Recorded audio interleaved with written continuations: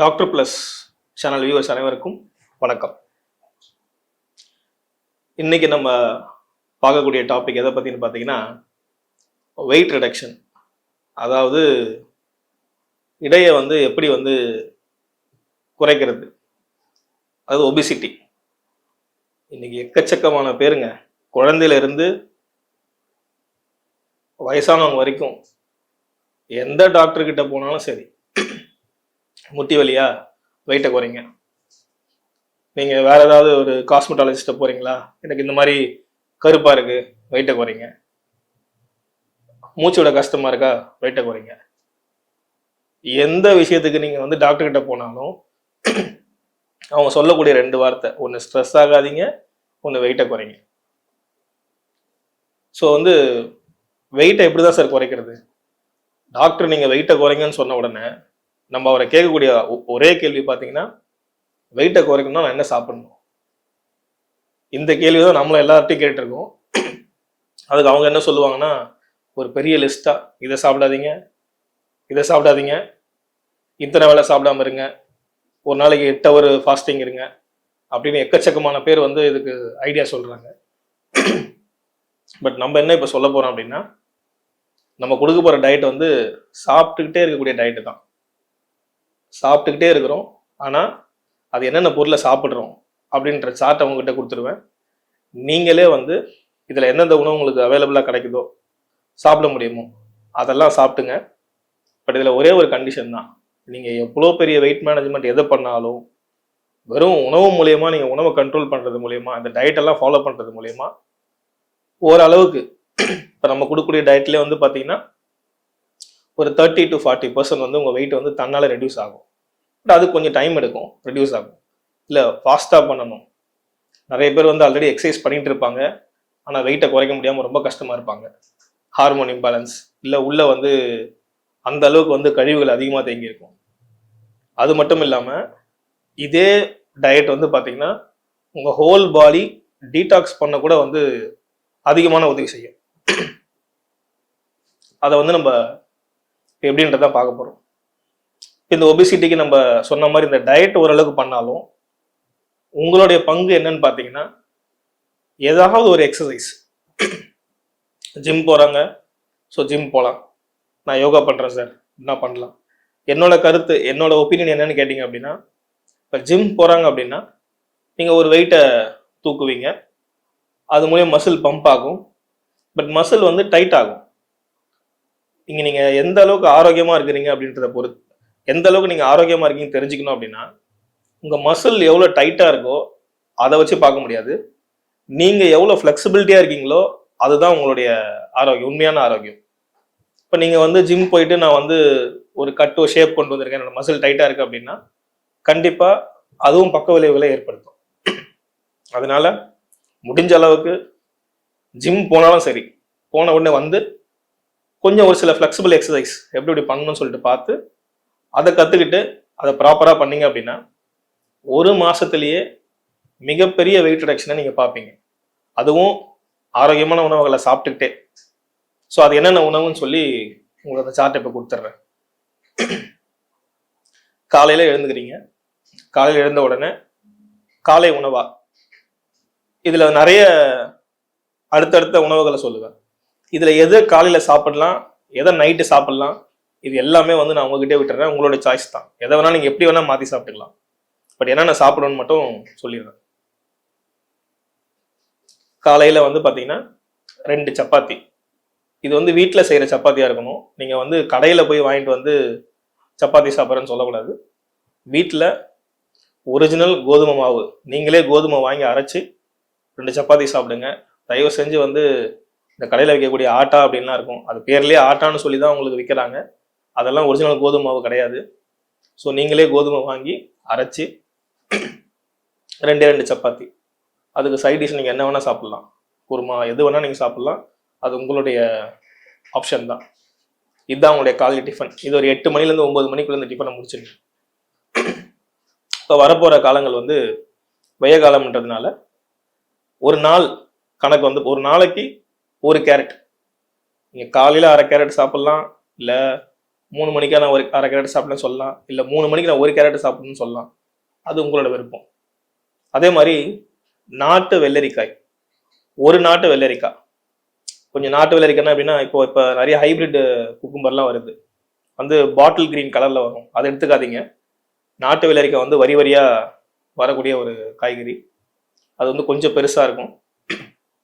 அதை வாங்கி நீங்க அதே மாதிரி பாதி பாதி காலையிலையோ மதியமோ, இல்லை நான் காலையில மட்டும் ஒரு 11 மணிக்கு இதை சாப்பிட்டுக்கிறேன் அப்படின்னு சொன்னாலும் பரவாயில்ல, சாப்பிட்டுக்கோங்க.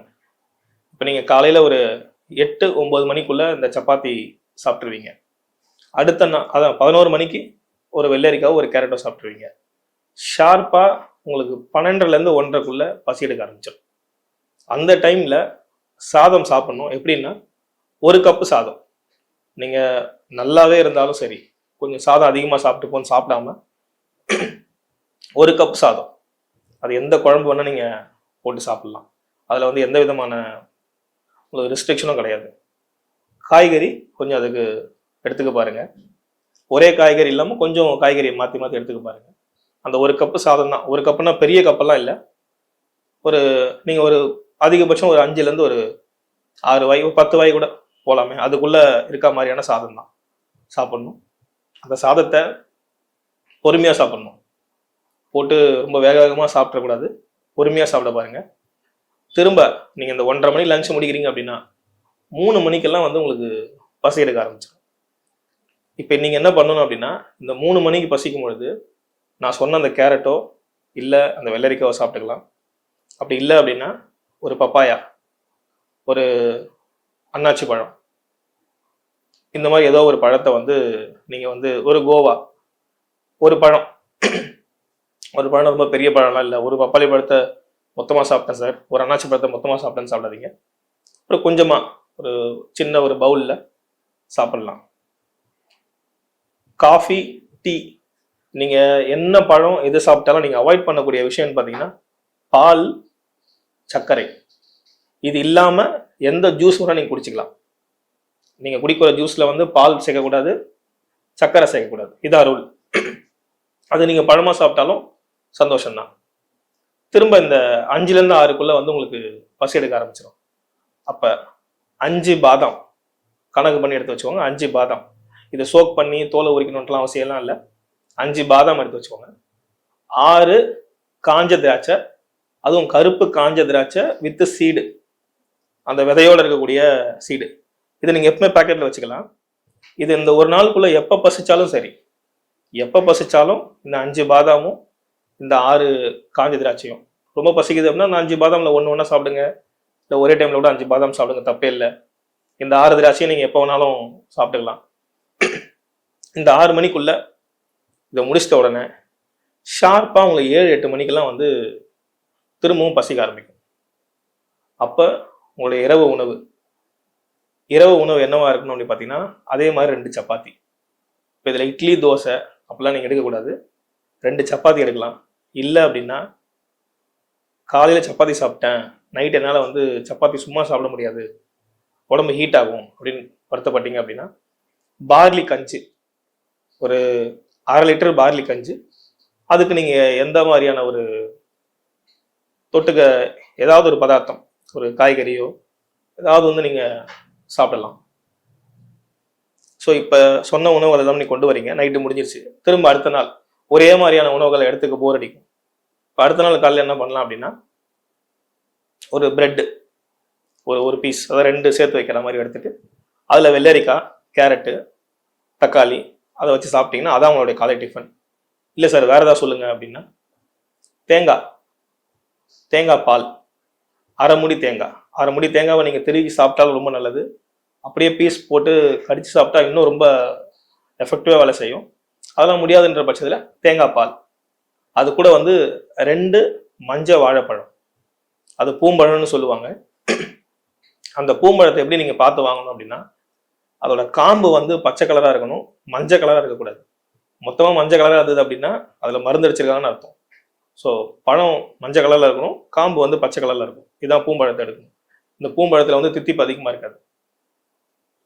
ஸோ தேங்காய் பாலும் இந்த பழம் வந்து அவங்க காலையில் டிஃபனு. இதை குடிச்சிட்டு நான் வேறு ஏதாவது பண்ணலாமா சார்லாம் பண்ணாதீங்க. இன்னொரு நாள் காலையில் தேவைப்பட்டால் காலையில் பார்லி கஞ்சி ஒரு 1/2 லிட்டரும் அந்த காய்கறியும் சாப்பிட்டுட்டு காலையில் டிஃபனை முடிச்சுட்டு, டிஃபன்னா இந்த பார்லி கஞ்சி தான் டிஃபனாகவே இருக்கணும். இரவுக்கு 2 சப்பாத்தி, இப்படி நீங்கள் எப்போ வேணால் மாற்றி மாற்றி சாப்பிட்லாம். நான்வெஜ் சாப்பிடுவோம் சார் அப்படின்னு கேட்டிங்க அப்படின்னா ஒரு 2 முட்டை வந்து அந்த மஞ்சக்கருவோட, தாராளமாக 2 முட்டை மஞ்சக்கருவோட சாப்பிட்லாம். இப்போ நம்ம இவ்வளோ சார்ட் உங்களுக்கு கொடுத்துருக்கோம். அதாவது இதில் நீங்கள் கூர்ந்து கவனிக்க வேண்டிய விஷயம் அப்படின்னா, இவ்வளோ சாப்பாடும் உங்களுக்கு ஃபேட்டே இல்லாத ஐட்டம். இந்த ஃபேட், அதாவது இதில் எல்லாமே எஸ்டிஎல் மட்டும்தான் இருக்குமே தவிர எல்டிஎல், இந்த விஎல்டிஎல்னு சொல்லக்கூடிய கொலஸ்ட்ரால் எதுவுமே இருக்காது. இது நீங்கள் சாப்பிட்டு வர வர உங்களுடைய கொலஸ்ட்ரால் லெவல் நார்மல் ஆகும். ஹார்மோன் இம்பேலன்ஸ் இருந்தால் அதுவுமே இதில் ஆகிறதுக்கு வாய்ப்பு இருக்குது. ஸோ உங்களுக்கு தேவையில்லாத ஃபேட்லாம் இருக்கும் பாருங்க, அது தன்னாலே வந்து கொஞ்சம் கொஞ்சமாக குறைய ஆரம்பிக்கும். இது கூட சேர்த்து நீங்கள் என்ன ரொட்டீன் ஒர்க் அவுட் பண்ணுறீங்களோ அதை ஃபிசிக்கலாக பண்ணீங்க அப்படின்னா 1 மாத காலத்திலேயே வந்து பார்த்தீங்கன்னா நிறைய பேர் வெயிட் ரிடக்ஷன் பண்ணாங்க அப்படின்னா ஃபேஸ் எல்லாம் ஒரு மாதிரி மாறிட்டு ஒரு மாதிரி ஒல்லியா மாதிரி தோல் சுருக்கம்லாம் வந்துடும். பட் இந்த டயட்டை ஃபாலோ பண்ணி நீங்கள் வெயிட் ரிடக்ஷன் பண்ணீங்க அப்படின்னா ஃபேஸ் ரொம்ப பிரைட் ஆகி தேஜஸ் ஆகிடுவீங்க. ஸோ அந்த அளவுக்கு வந்து எஃபெக்டிவாக வேலை செய்யக்கூடிய டயட் இது. இந்த டயட்டை ஃபாலோ பண்ணுங்கள். ஃபாலோ பண்ணிவிட்டு எப்படி வெயிட்டு குறைச்சேன்னு சொல்லுங்கள். ஸோ இயற்கையான முறையில் ஆரோக்கியமாக இருக்கணும்னு இறைவனை வேண்டிக்கிறேன். நன்றி, வணக்கம்.